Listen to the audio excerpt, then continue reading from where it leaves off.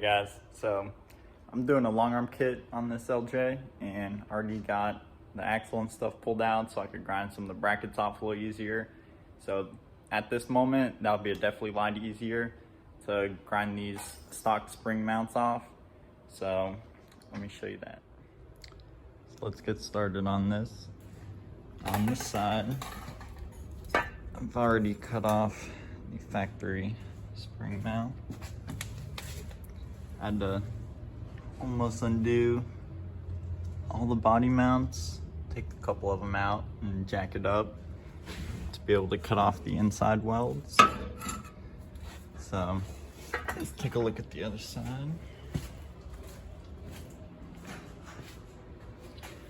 The side I have not cut off yet.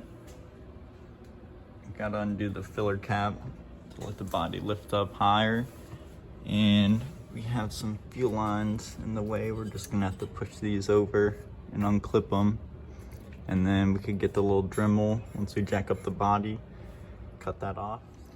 Got a couple of T20 Torx in here. Just gonna pop these.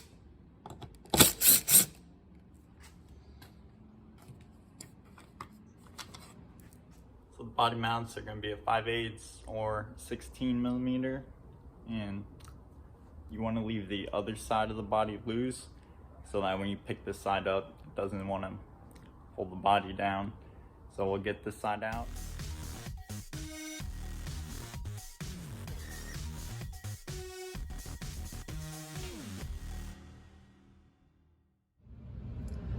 I got the body jacked up to where we can grind all these welds off. I'm going to be using a little Dremel, a little cutoff wheel. It's the only thing I really have that can fit in this little bit of space. Also, just kind of pop these wheel rails off so we can pull these out of the way.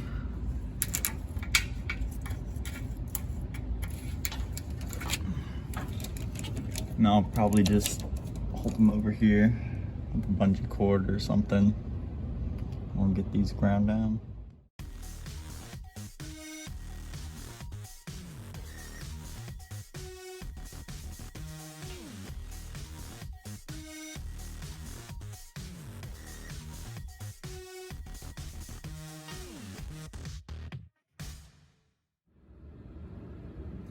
Okay, so I got the welds cut. You don't have to get, you can't get most of it. As long as you get the corners cut, then when we do the outside, you can kind of rock the bracket and it'll eventually snap the welds. So let's get the 4.5-inch grinder, which is a lot easier, and we will get these welds cut off.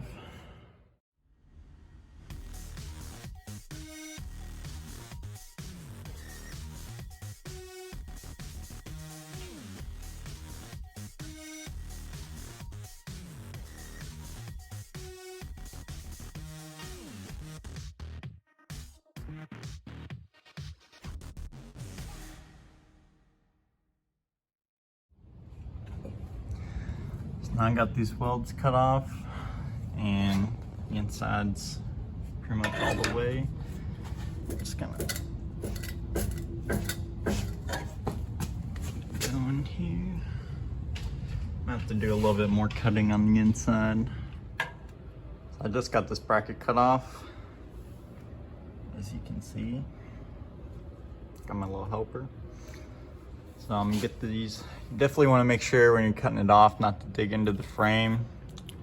Got there a little bit, but if you're doing this project, you probably have access to a welder, or at least I hope you do. So if you do cut a little too deep, you can always weld it back up and grind it flush again. So let me get this ground down and pull out the welder. So I just got the brackets cut off.